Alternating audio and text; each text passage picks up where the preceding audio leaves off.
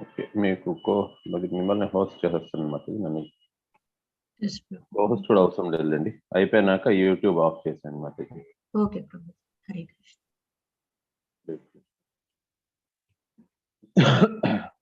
11th శ్లోకం. Who in human society can be satisfied without hearing sufficient talk of the Lord, whose lotus feet are the sum total of all places of pilgrimage, and who is worshipped by great sages and devotees. Such topics can cut off one's bondage to family affection simply by entering the holes of one's ears.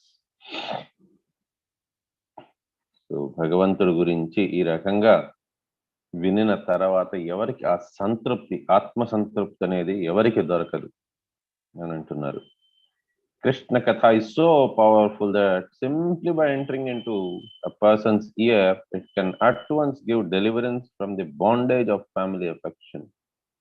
Family affection is illusionary manifestation of the external energy, and it is the only impetus for all mundane activities. As long as there is mundane activity and the mind is absorbed in such great engagement, one has to undergo the repetition of birth and death in the current material nescience. People are often influenced by the modes of ignorance, and some are influenced by the passionate mode of material nature, and under the spell of these two modes a living being is actuated by the material conception of life. So భౌతికవాదము అనేది ఎలా వస్తుంది, దాని గురించి మనం ఏదైతే నేర్చుకున్నామో భగవద్గీతలో, మనిషి ఏ రకంగా ఒక జన్మ నుంచి ఇంకొక జన్మ తీసుకుంటూ ఉంటాడు, 84 లక్షల జీవరాశుల్లో ఎలాగ తిరుగుతూ ఉంటాడు అనే దానికి ఇక్కడ చెప్పుకున్నారు. భగవద్గీతలో మనకి చెప్పింది ఏం చెప్పారు అంటే, ఏ మనిషి అయితే భౌతికమైన ఆలోచనలతోనే ఉంటాడో, భౌతికమైన కర్మలు చేస్తూ ఉంటాడో, తనకి ఎయిదర్ ఆ 3 గుణాల్లోంచి ఏదో ఒక గుణంలోని తను ఉంటాడు. సో ఒకసారి అలా అని ఎవరైతే తమో గుణంలో ఉంటారో వారికి సత్వగుణం రాదు అని కాదు. ఏదో ఒక క్షణం వారికి సత్వగుణం వస్తుంది, మళ్ళీ రజోగుణం, మళ్ళీ తమో గుణం. సో ఈ రకంగా నిరంతరంగా 3 గుణాల మధ్యన పోరాటం అనేది జరుగుతూనే ఉంటుంది మనిషిలోని. ప్రతి ఒక్క జీవికి కూడా, ప్రతి ఒక్క మనిషికి, ఎస్పెషల్లీ జీవికి కూడా కాదు. సో మిగతా జీవరాశుల్లోని ఆ త్రిగుణాలు అనేది వాటికంటే కూడా, వాటికి ఏమంటే కండిషన్, జీవితమే కండిషన్ అయిపోయి ఉంటుంది. కానీ మనిషికి ఏంటి అని అంటే జీవితం కండిషన్ అయి ఉండదు. జీవితం మనకి ఫ్రీగా ఉంటుంది, మనం ఉపయోగించుకోవచ్చు సదుపాయాలన్నింటినీ కూడా. కానీ ఈ గుణాలు మనల్ని పట్టుకొని బంధిస్తూ ఉంటాయి. సో దానికి తగినట్టుగా మనం శ్రద్ధ అనేది పెట్టుకోవాలి. ఏ గుణానికి తగినట్టుగా ఆ శ్రద్ధ మనకి వచ్చింది అని అంటే, అందుకోసం మీరు భగవద్గీతలో చాలా మంది కన్ఫ్యూజ్ అవుతారు. గుణాలు ఎన్ని ఉన్నాయి? 3 గుణాలు.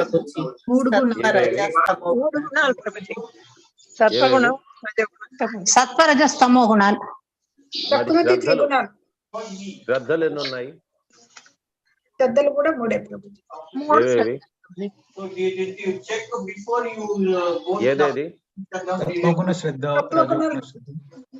సత్వరజస్తమో గుణాలే. మరి చాలా మందికి డౌట్ వస్తుంది, ఆల్రెడీ ఒకసారి చెప్పారు, మళ్ళీ ఎందుకు చెప్తున్నారు?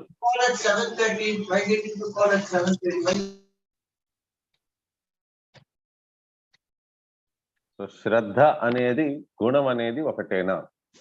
చాలా మందికి భగవద్గీతలో ఉండే కన్ఫ్యూజన్ ఏంటి అని అంటే, కర్మయోగము అనేది ఆల్రెడీ 3వ చాప్టర్ కర్మయోగం, 5వ చాప్టర్ మళ్ళీ కర్మయోగం. అదే రకంగా గుణత్రయ విభాగ యోగము, మళ్ళీ శ్రద్ధాత్రయ విభాగ యోగం, రెండిట్లోని సత్వరజస్తమో గుణాల గురించి చెప్తున్నారు. మరి ఏంటి కన్ఫ్యూజన్, ఎందుకోసం ఇలా ఉన్నది అంటే, అది కృష్ణుడు మళ్ళీ దాన్ని రెపిటీషన్ ఏమైనా చేశారా? ఒకవేళ రెపిటీషన్ లేకుండా ఉంటే ఈ 2 టాపిక్స్ గురించి ఒక్కొక్క చాప్టర్ అయిపోయి ఉంటుంది, రెండింటిని కలిపే చెప్పేసి ఉండొచ్చు కదా కృష్ణుడు అని. కృష్ణుడు దేవాది దేవుడు, దాన్ని బై మిస్టేకో లేకపోయిందా ఇంకేదో ఎంఫసిస్ చేయాలనో అది 2 సార్లు చెప్పలేదు. కర్మ యోగంలోని ఫస్ట్ చెప్పింది ఏంటి అని అంటే, కర్మ అనేది చెయ్యాలి. సో 3rd చాప్టర్లోని అక్కడ మెయిన్ ఎంఫసిస్ కృష్ణుడు ఇవ్వాలనుకున్నది ఏంటి అని అంటే, కర్మకాండ నుంచి జస్ట్ ఏదో చెయ్యాలి కదా అనేసి మనకి రూల్స్ అండ్ రెగ్యులేషన్స్ నుంచి దానికంటే కర్మయోగం బెటర్ అనేది చెప్పాలనుకున్నది అది 3వ అధ్యాయంలో. ఒక్కొక్క స్టెప్ బై స్టెప్ అప్రోచ్ తీసుకున్నారు. 5వ అధ్యాయంలో కర్మ సన్యాసం కంటే కూడా కర్మయోగం బెటర్ అని చెప్పారు. కాబట్టి 3rd చాప్టర్ వేరే, 5th చాప్టర్ వేరే. కర్మకాండ కంటే కర్మయోగం బెటర్, కర్మ సన్యాసం కంటే కర్మయోగం బెటర్. కాబట్టి ఒక్కొక్క దానిది ఇంపార్టెన్స్ ఏంటి అని చెప్పుకుంటూ వచ్చారు. కాబట్టి అది రెప్యుటేషన్ కాదు. మళ్ళీ మనకి గుణత్రయ విభాగ యోగం, శ్రద్ధాత్రయ విభాగ యోగం, రెండిటికి మధ్యన డిఫరెన్స్ ఏంటి? రెండిట్లోని కూడా సత్వరజస్తమో గుణాలే చెప్పున్నారు. మరి ఎందుకు? అది ఎందుకు 2 సార్లు చెప్పారు దాన్నే? అంటే దానికి కూడా రీజన్ ఉన్నది. గుణత్రయ విభాగ యోగం అని అంటే మనిషి మీద యాక్ట్ చేసే గుణాలు, ప్రకృతి ద్వారా యాక్ట్ చేసే గుణాలు, అది గుణాలు అంటారు. దాన్ని యాక్షన్ అంటారు. ఆ యాక్షన్ కి తగిన రియాక్షన్ జీవుడు ఎలాంటిది ఇస్తాడో దాన్ని శ్రద్ధాత్రయ విభాగ యోగం అంటారు. ఏ రకమైన గుణాలు తన మీద యాక్ట్ చేస్తాయి అనేది అది అతను డిసైడ్ చేయలేరు, ప్రకృతి డిసైడ్ చేస్తుంది. కొన్నిసార్లు మనకి కష్టాలు రావచ్చు, కొన్నిసార్లు సుఖాలు రావచ్చు. కాబట్టి అవన్నీ కూడా మనకి ప్రకృతి ద్వారా నియమించబడతాయి. సో ఆ ప్రకృతికి ఎవరు చెప్తారు అంటే పూర్వకర్మ అనుష్ఠానం.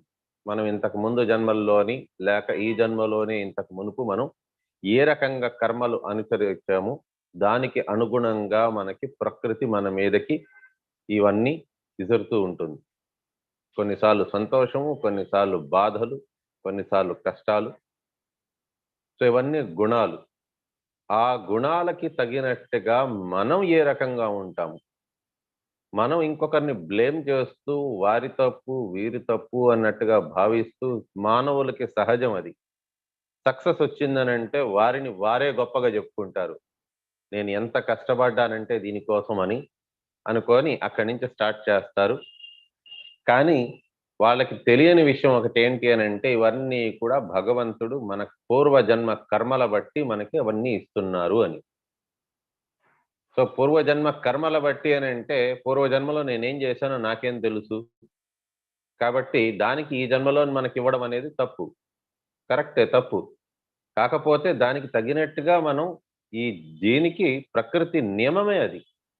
మనం పూర్వ జన్మలో ఏదైతే చేసుకున్నామో దానికి అనుగుణంగా కొత్త శరీరం వస్తుంది. దానికి అనుగుణంగానే మనకి గుణాలు అనేది మన మీద యాక్ట్ చేస్తాయి.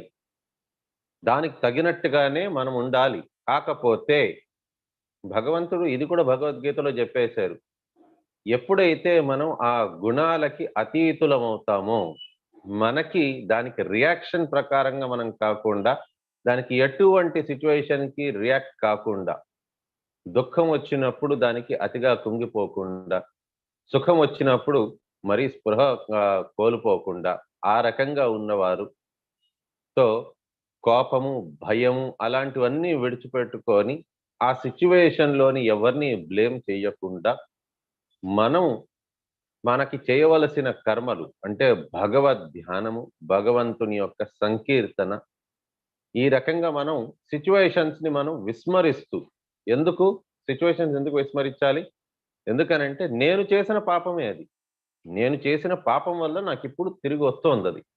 కాబట్టి అది ఎవరిదో తప్పు కాదు, అది కేవలం నాదంటే నాది మాత్రమే ఆ తప్పు. ఒకవేళ నాకు ఈరోజు ఏదైనా సిచ్యువేషన్ బాగాలేదని అంటే పూర్వ జన్మలో నేను చేసుకున్న పాపం అది. ఒకవేళ ఈ జన్మలో నాకు ఏదైనా లక్ అంటూ బాగున్నది అని అంటే అది భగవంతుడు నాకు నా మీద చూపించిన కరుణ. ఈ రకంగా మనం ఉన్నాము అని అంటే వచ్చే జన్మకి మనం కర్మ బంధనాత్ అనేది ఏర్పరచుకోము. కర్మ బంధనాత్ అనేది ఏర్పరచుకోకుండా ఉంటే మనం చేస్తున్నదంతా ధర్మమే అవుతుంది.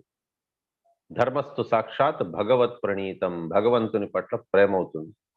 ఈ రకంగా ప్రేమ భగవంతుని పట్ల పెట్టుకొని భగవంతుడి దే విషయం మీద సంతృప్తి చెందుతారో అదే కర్మలు మనం చేస్తూ వెళ్ళామనంటే అది అకర్మ అయిపోతుంది. అది ఎందుకనంటే అప్పుడు మనం చేసే కర్మలు ఏది కూడా కర్మలాగా మిగిలి ఉండవు, అదంతా యజ్ఞం కిందకి మారిపోతుంది. సో యజ్ఞం అనేది భగవంతుని సంతృప్తి కొరకు. కాబట్టి యజ్ఞం అన్నా అకర్మ అన్నా ఒకటే. కాబట్టి మనం వచ్చే జన్మ కోసం అని మనం ప్లాన్స్ ఏవి చేయటం లేదు. మళ్ళీ జన్మ తీసుకోవాల్సిన అవసరం మనకి లేకుండా మనం ప్రిపేర్ అవుతున్నాం. ఈ రకంగా మనం ఎన్నో సంవత్సరాలైనా బ్రతికేయచ్చు, కొందరు వందల సంవత్సరాలైనా బ్రతికేయచ్చు. సో జిజీవితేతో శతం సమాహ. సో ఈ రకంగా కొన్ని వందల సంవత్సరాలు మనం అకర్మ చేసుకుంటూ ఉండిపోవచ్చు. ఇతరుల్ని బ్లేమ్ చేయకుండా దాన్ని మనం తట్టుకుంటూ ఉండాలి. ఎవరికైనా శ్లోకం తెలుసా? బాధ టైంలోని మరీ అతిగా బాధపడిపోకూడదు, సంతోషం సమయంలోని అతిగా ఆనందపడిపోకుండా ఉండేది. హరే కృష్ణ. పురుషోత్తమ యోగాల్లో వస్తుంది కదా. కాదు, ఉపదేశామృతం కాదు, భగవద్గీతలోని దుఃఖేషు అనుద్విగ్నః. మాత్రాస్పర్శాస్తు కౌంతేయ. అది కూడా ఒకటి దుఃఖేషు అనుద్విగ్నః సుఖేషు సుఖేషు విగత స్పృహః వీతరాగ భయక్రోధ బహవో జ్ఞాన తపస పూత మద్భావ మాగత. కాదు, మీరు రెండు శ్లోకాలు కలిపేస్తున్నారు. స్థితధీర్ మునిరుచ్యతే. సో ఇదొకటి. ఇంకోటి ఇంతకుముందు చెప్పారు, మాత్రాస్పర్శస్తు కౌంతేయ. మాత్ర స్పృశ్యస్తు కౌంతేయ శీతోష్ణో సుఖ దుఃఖదా స్థితిక్షస్వ భారత. ఇవన్నీ కూడా సుఖాలు దుఃఖాలు అనేది కూడా మనకి ఒక ప్లాటర్ మీద వచ్చేస్తాయి. అదేమి మనం కోరుకున్నంత మాత్రాన మనకి సుఖం వస్తుంది, వద్దనుకున్నంత మాత్రాన దుఃఖం రాదు అనేం కాదు. దేని టైంకి అది వస్తుంది. తెల్లారి అయినప్పుడు సూర్యుడు ఉదయిస్తారు. సూర్యదేవత దయచేసి మీరు రండి అని మనం పిలిచిన దాంత మాత్రాన సూర్యదేవుడు రారు. ఈరోజు బాగా ఎండగా ఉంది, కొద్దిగా తొందరగా అస్తమిచ్చేయండి అని మనం చెప్పినంత మాత్రాన అస్తమిచ్చేది. టైం బట్టి వారు వస్తారు, టైం బట్టి వారు వెళ్ళిపోతారు. మనం చేయగలిచేది ఏమున్నది అప్పటిదాకా అంటే తాం స్థితిక్షస్వ భారత, తట్టుకోవడం నేర్చుకోవాలి అంతే. ఇతరులని బ్లేమ్ చేయకుండా, ఒకరిని ఇది పాయింట్అవుట్ చేయకుండా, మనం చేసిన పాపాలకి మనం అది అనుభవిస్తున్నాము అని తెలుసుకొని మనం భగవంతునికి మనం థ్యాంక్స్ చెప్పుకుంటుండాలి. ఏ రకంగా థ్యాంక్స్ చెప్పుకుంటాము? భగవంతుని కీర్తన చేస్తూ. ఎందుకనంటే కొండంత దాంతో పోవాల్సింది గోరంత దాంతో పోయింది మనకి అని తెలుసుకొని భగవంతుడికి మనం థ్యాంక్స్ చెప్పుకుంటూ భగవంతుడి కృతజ్ఞతాభావంతో ఉండాలి. ఒక తండ్రి తన పిల్లలకి కష్టాలు ఇవ్వగలి అనేసి ఎప్పుడు అనుకోరు. ఒక తండ్రి ఎప్పుడూ కూడా తన పిల్లల్ని సేఫ్గా ఉంచాలి అని అనుకుంటారు. వారికి నేర్చుకోవాలి వారు అని అనుకుంటారు. ఎందుకు అనంటే ఆ వివేకం తండ్రిలో ఉంటుంది. ఆ వివేకం వల్ల కొన్నిసార్లు ఆ పిల్లలు తప్పు త్రోవబడుతున్నప్పుడు వారి మీద కోప్పడడం అలాంటివి చేస్తారు. కోప్పడినప్పుడు పిల్లలు కానీ ఆ తండ్రి మీదనే ద్వేషం పెంచుకున్నారు అని అంటే ఉపయోగం లేదు. లేక ఆ కోపం తండ్రి చూపిస్తున్నప్పుడు ఎందుకు పిల్లలు బాగుపడాలి అని చెప్పని కొన్నిసార్లు కోపం చూపిస్తారు. ఆ తండ్రి ఆ కోపం చూపిస్తున్నప్పుడు ఆ పిల్లోడు తన చెల్లెల మీదనో తమ్ముడి మీదనో అలాంటి వాళ్ళ మీద కోపాలు తీర్చుకున్నాడు అని అంటే తండ్రికి బాధ అనిపిస్తుంది. ఇంకా నేను వీడు బాగుపడాలనేసి నేను అరుస్తున్నాను, వీడు చూస్తే ఆ బ్లేమ్ ఇంకొకరి మీద తోస్తున్నాడు. ఎందుకు? నువ్వు తప్పు చేసావు, ఆ విషయం నాకు తెలుసు, సారీ అని చెప్పి తప్పు ఒప్పుకో, తప్పు ఇంకొకసారి చెయ్యనని చెప్పని అర్థం చేసుకో. ఈ రకంగా చేస్తే నువ్వు జీవితంలో బాగుపడతావని తెలుస్తుంది. నేను నిన్ను అరవడం మానేస్తాను. అప్పుడు నాకు అర్థమైంది, అప్పుడు అర్థమవుతుంది నువ్వు బాగుపడుతున్నావు, నీకు ఒక ఆలోచన ఉంది, నీకు అర్థమైంది నువ్వు చేసింది తప్పని. అది తెలుసుకున్నావు అని అంటే నేను నిన్ను ఇంకా కోప్పడని నీ మీద ఆపేస్తాను. నాకు కావాల్సింది నీలో మార్పు, అందుకోసం అరుస్తున్నాను, అంతేగాని నాకు నీ మీద కోపం లేదు. ఇదంతా ప్రదర్శనాత్మకం మాత్రమే. ఆ రకంగా భగవంతుడు కూడా మన మీద ఆ త్రిగుణాలని విడిచిపెడతారు. సో ఆ త్రిగుణాలు కూడా ఏంటి అని అంటే మనకి మనం చేసిన పాపాలని మనకి తొలగిపోయే దానికోసమని ఈ రకంగా చేస్తారు. మనం చేయాల్సింది ఏంటి అని అంటే ఆ టైంలోని తాం స్థితిక్షస్వ భారత, తట్టుకోవాలి. తట్టుకొని భగవంతుడికి మనం చాలా థ్యాంక్స్ చెప్పుకుంటూ భగవంతుడు మనకి ఎంతో చేశారు, దానికి నేనేమి చేయలేకపోతున్నాను అన్నట్టుగా. ఒకసారి ఆలోచించండి, యది ప్రభుపాద్ నా హోయితే తబే కి హోయితే ఈ జీవాను బాహి తాకీషే. అసలు మీరెవరో తెలీదు, కమలేశ గోవిందదాస అంటే ఎవరో తెలీదు. అసలు ఏమీ తెలియకుండానే మన కోసమని మనకి భగవద్గీత, శ్రీమద్ భాగవతం, ఇది పోతన గారు అర్థమైంది అతనికి కూడా. మనలాంటి వారు అజ్ఞాన అంధకారంలో ఉండేవారు, తెలివి తక్కువ వారు, వీరికి ఈ కమలేష్ గోవిందదాసకి భగవద్గీత, భాగవతం అలాంటి వీడెప్పుడు చదవాలి, వీడి ముఖానికి ఎప్పుడు అర్థం కావాలి, వీడికి సంస్కృతం పొట్ట చిలిస్తే అక్షరం ముక్క రాదు, వీడికి భాగవతం చేస్తే వీడేం చదవగలడు అని పోతన గారు అపారమైన కృప వల్ల అతనేం చేశారంటే ఆంధ్రీకృతం చేశారు. శ్లోకాలు కూడా వీరికి అర్థం కాదు అనే ఉద్దేశంతో తెలుగులో రాసేశారు ఆయన.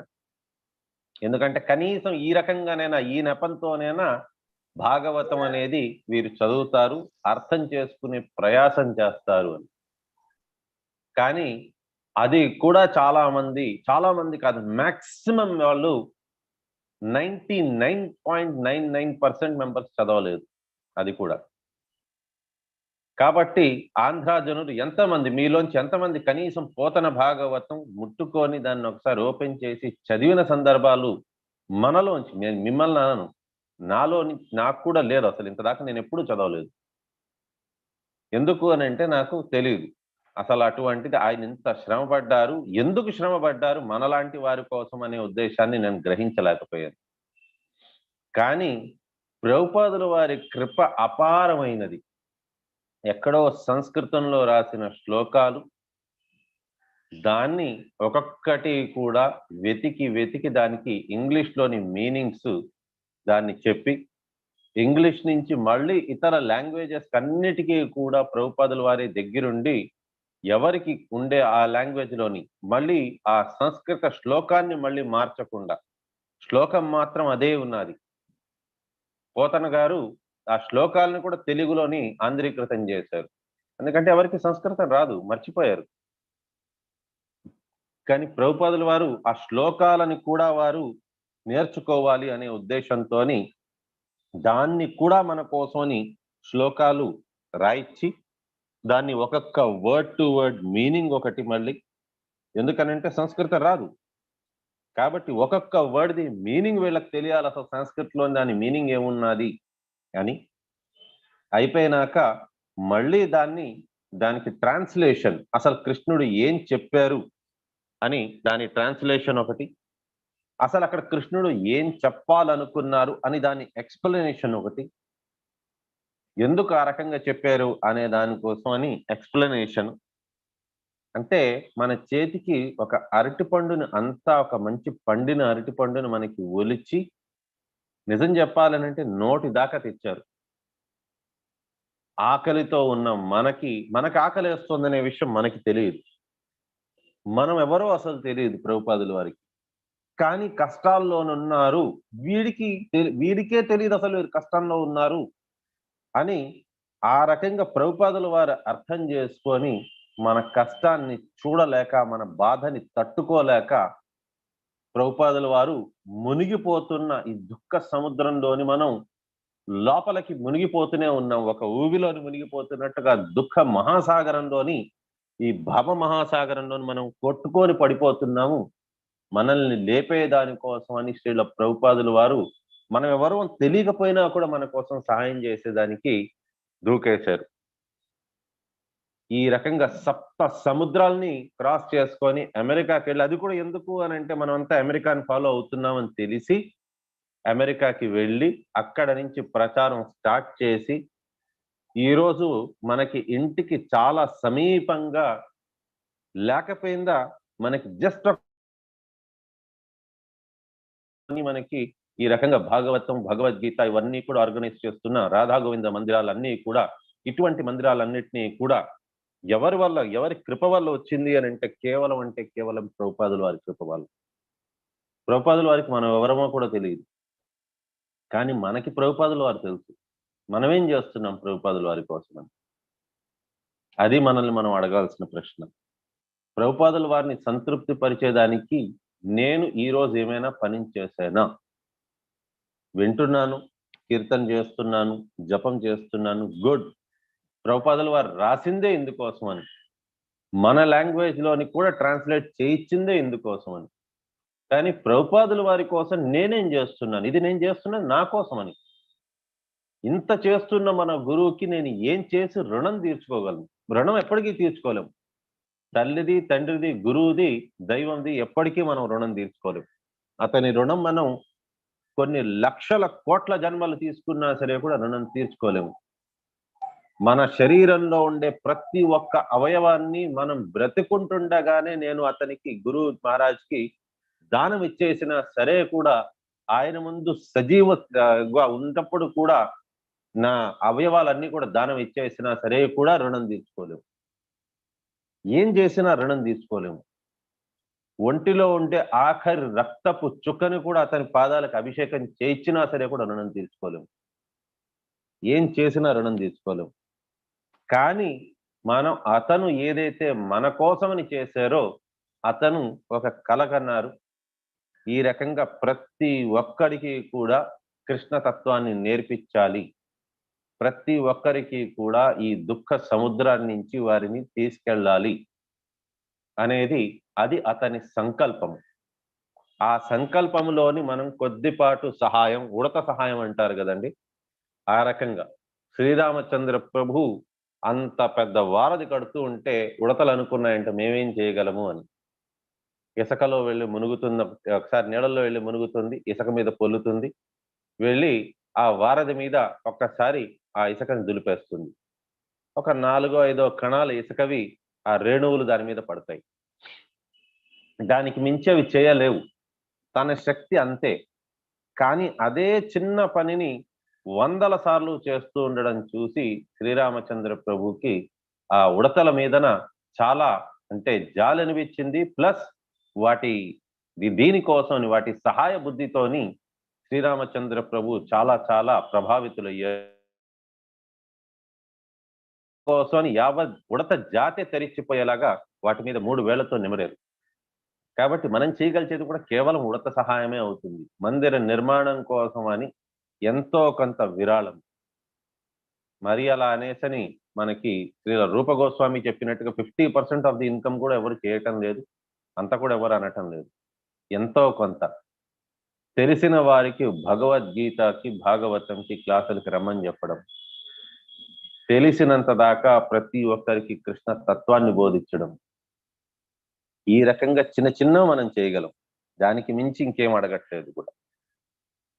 The mundane qualities do not allow a living entity to understand his real position. మనలో ఉండే ముఖ్యమైన గుణం ఇదే. ఏంటి అనంటే మనము శ్రద్ధాత్రయ విభాగ యోగము అంటే ఏంటి అనంటే, మనము ఆ త్రిగుణాలకి మనం లోబడి ఏ రకంగా మనం రియాక్ట్ అవుతాము అనేది అది శ్రద్ధ. కొన్నిసార్లు మనం సత్వగుణంలో ఉంటాం, కొన్నిసార్లు రజోగుణంలోని, కొన్నిసార్లు తమో గుణం.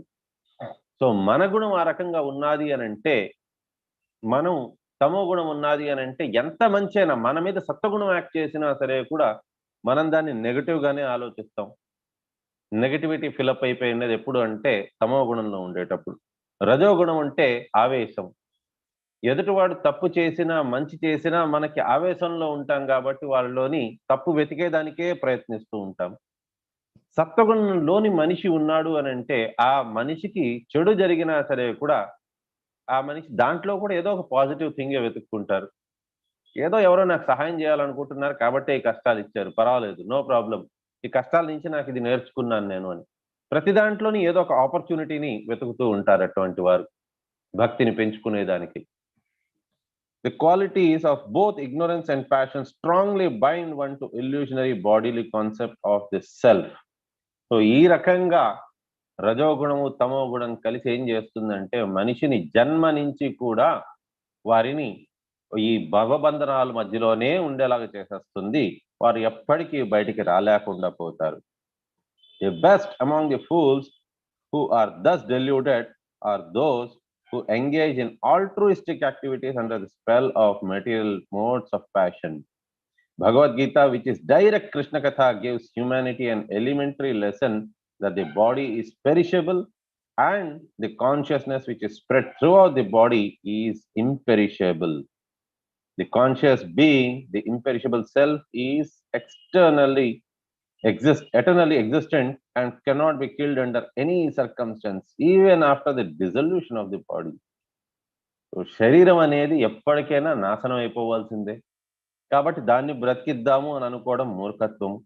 ఆత్మ అనేది ఎప్పటికీ నాశనం కానిది, కాబట్టి దానికోసం మనం ఇది ఆలోచిద్దాము, దాన్ని ఏ రకంగా ఉద్ధరించగలము అని. శరీరాన్ని పట్టుకుంటే మనకి ఉపయోగం లేదు. ఆ జ్ఞానం మనకి భగవద్గీత ద్వారా మాత్రమే వస్తుంది. లేదు, ఎవరైతే ఇంకా భౌతికమైన ఆలోచనల్లోనే మునిగిపోయి ఉంటారో, తమో గుణం రజోగుణం, వారికి ఎప్పటికీ అర్థం కాదు. ఎవరైతే సత్వగుణంలోకి వస్తారో వారికి మాత్రమే అర్థమవుతుంది మనం శరీరం కాదు, మనం ఆత్మ అని. ఈ విషయాన్ని తెలుసుకున్నాక వారికి ఏ రకంగా ఆత్మ అంటే ఏంటి అని అంటే, చైతన్యం ఉన్నది అని అంటే ఆత్మ ఉన్నది అని అర్థం. సో మనకి సూర్యుడు ఉదయించారా లేదా అనేసి మనం బయటకు తొంగి చూడాల్సిన అవసరం లేదు. కిటికీ తెలిసినప్పుడు మనకి సూర్యుడు కనిపించకపోయినా వెలుతురు కనిపించింది అని అంటే సూర్యోదయం అయిపోయినట్టే. అదే రకంగా శరీరంలోని చైతన్యం ఉన్నది అని అంటే మనం ఈ శరీరంలో ఉన్నట్టుగానే, అంటే ఆత్మస్వరూపులుగా మనం ఉన్నట్టుగానే. Anyone who misunderstands this perishable body to be the self and who works for the name of sociology, politics, philanthropy, altruism, nationalism and internationalism under the false plea of the bodily conception of life is certainly a fool and does not know the implications of reality and unreality. ఎవరైతే ఈ రకంగా భగవంతుడి కోసమని లేకపోయిందా వారి ఆత్మతత్వాన్ని తప్పించి ఇతరులు ఏది చేసినా సరే కూడా వారు తెలివి తక్కువ వారే. Some of them are above the modes of ignorance and passion and are situated in the mode of goodness. But mundane goodness is always contaminated by tinges of ignorance and passion. So ఈ రకంగా కొంతమంది ఏంటి అని అంటే కాస్త better quality thinking చేస్తారు, కానీ వారికి ఏంటి అని అంటే స్టిల్ భౌతికమైనటివే, అవి కూడా పనికిరాదు. లైక్ ఫర్ ఎగ్జాంపుల్ పిల్లల పట్ల ప్రేమ, తల్లిదండ్రులు, అదంతా కూడా మంచిదే, కానీ అతిగా పిల్లల పట్ల ప్రేమ ఆ రకంగా పెట్టుకొని భగవంతుణ్ణి మర్చిపోవడం అనేది జీవిత ఉద్దేశం కాదు. కాబట్టి ఆ రకంగా చేసినా సరే కూడా వారు భౌతికవాదంలో చిక్కుకుపోయి ఉన్నట్టుగానే. భరత్ మహారాజ్ ఆయన చేసింది భావభక్తిలో ఉన్నారు. అలాంటప్పుడు ఒక జింకని కాపాడడం అనేది తప్పైతే కాదు, మనమందరం కూడా దాన్ని ఆమోదిస్తాం, తప్పైతే చేయలేదు ఆయన అని. కాకపోతే మరి అలాంటప్పుడు ఆయనకి ఎందుకు మానవ జన్మ మళ్ళీ తీసుకోవాల్సింది వచ్చింది, ఆ మధ్యలో ఎందుకు జింక జన్మ తీసుకోవాల్సింది వచ్చింది అని అంటే, ఆయన పని ఆయన చేసేసి దాని తర్వాత దాని గురించి ఆలోచించకుండా మళ్ళీ అతను చేయవలసిన పని మీదనే ఆయన ఫోకస్ ఉండాల్సింది. కానీ ఆయన ఏంటి అని అంటే తన ఆలోచనలంతా కూడా పరిపూర్ణంగా జింక మీదే పెట్టేశారు, కాబట్టి జింకగా పుట్టవలసింది వచ్చింది ఆయనకి. సో అనవసరంగా ఆ జీవితాన్ని అతను వృధా చేసుకున్నట్టయింది. Mundane goodness can enlighten one that body and the self are different, and one in goodness is concerned with the self and not the body. But due to being contaminated, those in the mundane goodness cannot understand the real nature of the self as a person. So భౌతికవాదంలో చిక్కుకుపోయిన వారికి వారు నిజంగా ఎవరు అనేది విషయాన్ని వారికి తెలియదు. Their impersonal conception of the self of the is as distinct from the body keeps them in mode of goodness within material nature, and unless they are attracted by Krishna Katha, they will never be liberated from the bondage of material existence. Krishna Katha is the only remedy for all the people of the world because it can situate one in pure consciousness of the self and liberate from the material bondage. To preach Krishna Katha all over the world as recommended by Lord Chaitanya is the greatest missionary activity, and all sensible men and women of the world may join this great movement started by Lord Chaitanya. So Srila ప్రభుపాదుల వారు చైతన్య మహాప్రభుకి ఇచ్చిన విలువ అటువంటిది, తన గురువుకి ఇచ్చిన విలువ అటువంటిది. తన ఫ్యామిలీని సైతం వదిలేశారు ఆయన. ఆహారం, నిద్ర అన్నిటినీ వదులుకున్నారు. అతను ఏ రకంగా ఉండగలరు, ఏ రకంగా తింటారు ఎవ్వరూ పట్టించుకోలేదు. అమెరికా అనేది ఎటువంటి ప్రదేశం అంటే అక్కడ ఎవరికి వారే యమునా తీరే, ఒకరు ఇంకొకరి గురించి పట్టించుకునే రకం కాదు. ఒక ముసలాయన, వృద్ధమైన ఆయన 70 ఏళ్ల వయసులోని అక్కడ చలికి వాటికి ఎప్పుడు చూడలేదు ఆయన అంత చలి. అలాంటి ప్రదేశంలోనే ఆయన జస్ట్ నార్మల్ సాధారణమైన దుస్తులు వేసుకొని, ఆహారం అంతా కూడా సరిపోదు, ఆ చలికి వేగంగా ఎనర్జీ అంతా కూడా క్షీణించేస్తూ ఉంటుంది. అంత వృద్ధ వయసులోని 2 సార్లు హార్ట్ అటాక్ వచ్చింది. మనలాంటి వారు ఎవరైనా వెళ్తే ఫస్ట్ ఏం చేస్తామంటే డాక్టర్ దగ్గరికి వెళ్తాం. కానీ ఆయన డాక్టర్ దగ్గరికి వెళ్ళే అంత ధనం లేదు ఆయన దగ్గరికి. ఆయన మెయిన్ వర్క్ ప్రీచింగ్ పెట్టుకున్నారు. ఎలా స్టార్ట్ చేయాలి, ఎలా దానికి తలా తోక ఏం తెలియటం లేదు. కృష్ణుడి మీదే భారం వేసుకొని ఆయన స్టార్ట్ చేశారు మనలాంటి వారి కోసం. సో కృష్ణ కథ అనేది ఎంత పవర్ఫుల్ అంటే చెవుల ద్వారా కృష్ణుడు భక్తి అనేది మన లోపల వెళ్తుంది. ఈ విషయం మీద శ్రీల విశ్వనాథ్ చక్రవర్తి ఠాకూర్ ఆయన భాగవతం అనేది అంటే ఏ స్టేజెస్ లోని వినొచ్చు, ఏ స్టేజెస్ లో తెలుసుకోవచ్చు అనే దాని గురించి చెప్పారు. టోటల్ గా 6 స్టేజెస్ ఉన్నాయంట. సో భక్త అంటే భక్తితోని వారు భగవంతుడినే కొలుస్తూ ఉండాలి. సో ఒక భక్తుడు అనేవాడు ఏ రకంగా భక్తుడు అవుతాడంటే 6 రకాల స్టేజ్లు ఉన్నాయంట భక్తికి కూడా. మనం తెలుసుకున్నది 9 రకాలు, 9 స్టేజెస్. శ్రద్ధ, సాధు సంఘ, భజన క్రియ అదొకే. కానీ అది కాకుండా భక్తి విధానాలు. సో అది భక్తికి అది స్టేజెస్, ఇది భక్తి యొక్క విధానాలు. 6 రకాలుగా వారు భక్తిలో ఉండొచ్చు. సో ఫస్ట్ శ్రేణి భక్తులు ఎవరు అని అంటే జస్ట్ టైం, వారు సమయాన్ని కేటాయిస్తారు కృష్ణుడి కోసం అని. కొద్దిసేపు రోజుగా చలో అరగంట కదా, సరే అరగంట, లేకపోతే గంట సేపు క్లాస్, మహా అయితే గంటన్నర, చలో రోజుకి గంటన్నర నేను కృష్ణుడి కోసం స్పెండ్ చేస్తాను. ఈ రకంగా టైం స్పెండ్ చేసే వాళ్ళు మొదటి శ్రేణి భక్తుల కిందకు వస్తారు. నెక్స్ట్ శ్రేణి ఏంటి అని అంటే చెవులని వారు భగవంతునికి ఇస్తారు. అంటే భగవంతుడికి ఎక్కడ కృష్ణ కథ జరుగుతుందో దాన్ని వినేదానికి ఉత్సుకత చూపిస్తారు. సో కాల్డ్ హిందూస్ అందరూ కూడా టైం కూడా స్పెండ్ చేయట్లేదు. గుడికి వెళ్ళాలి అని అంటే వారికి ఇబ్బంది. అందుకోసం ఏదో పండగలు, జనవరి 1 వచ్చిందనంటే మాత్రం ముందు రోజు రాత్రి ఎటువంటి కర్మలు చేసుకున్నా సరే కూడా 1వ తేదీ జనవరి వచ్చిందంటే అది కూడా వాళ్ళ లెక్కలోని తెల్లారి అని అంటే మరి బ్రహ్మ ముహూర్తం లాంటివి కాదండోయ్. ఏ 7 గంటలకో 8 గంటలకో ఆఫీస్కి వెళ్ళే కంటే ముందు ఒకసారి గుడికి వెళ్ళిపోతారు. అది ఏ గుడైనా పర్వాలేదు, సాయిబాబా గుడైనా పర్వాలేదు, కానీ వెళ్ళిపోవాలి. వెళ్ళిపోతే వాళ్ళు ఆ సంవత్సరం అంతా వారికి అద్భుతంగా జరుగుతుంది అనే ఒక అపోహతో వారు జీవించేస్తూ ఉంటారు. సో ఈ రకంగా జనవరి 1కి వెళ్ళిపోవాలి. పూజలు ఏదైనా ఉన్నాయి అని అంటే ఆ రోజు వెళ్ళిపోవాలి. సో వెళ్ళిపోతే వారికి భక్తి ఉన్నట్టుగా. కానీ భక్తుడు అనేవాడు ఆ రకంగా కాదు, సమయం కేటాయించుకుంటాడు. నెక్స్ట్ లెవెల్ భక్తుడు ఏంటంటే వింటాడు, కృష్ణ కథ అనేది వింటాడు. చెవుల మాధ్యమంతో భగవంతుడు మన లోపలికి స్థిరంగా ఉంటారు. 3వ శ్రేణి భక్తులు ఏంటి అని అంటే వారి జిహ్వ. సో తినేది ప్రసాదాన్ని స్వీకరిస్తారు, జపము కూడా భగవన్ నామ స్మరణ చేస్తూ ఉంటారు, జపం చేస్తూ ఉంటారు. ఈ రకంగా నాలికని గొంతుని కూడా భగవంతుని కోసమనే వాడతారు వారు. కానీ అది ఎప్పటి నుంచి వస్తుంది? చెవుల ద్వారా వినిన తర్వాత.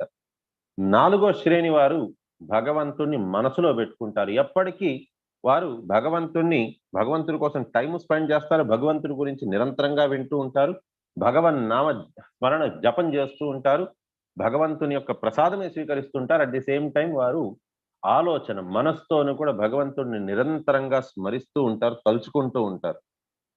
నెక్స్ట్ 5వది ఏంటి అని అంటే వారు హృదయంతో భగవంతుణ్ణి వారు సేవ చేస్తూ ఉంటారు.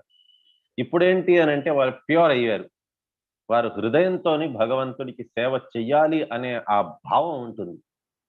ఎప్పటికప్పుడు వారి మందిరానికి వచ్చేస్తూ ఉంటారు, లేకపోతే ఏదో ఒక సేవ చేస్తూ ఉంటారు. వారిని వద్దన్నా సరే కూడా వారు సేవ చేస్తూ ఉంటారు. ఇది వారు చేసేదనమాట. సో నెక్స్ట్ 6వది ఏంటి అని అంటే మనస వాచ కర్మణ. సో 6వ స్టేజ్ మనస వాచ కర్మణ. వారు భగవంతుడికే వారు సంపూర్ణంగా వారిని వారే డెడికేట్ చేసుకున్నారు.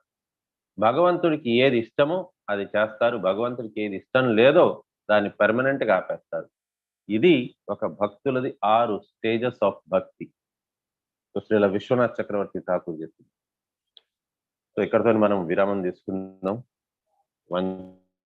కల్పతరుభ్యశ్చ కృపా సింధుభ్య ఏవ చ పతితానాం పావనేభ్యో వైష్ణవ్యో నమో నమః. అనంతకోటి వైష్ణవులకి జయ. నమాచార్య శ్రీ హరిదాస్ ఠాకూర్ కి జయ.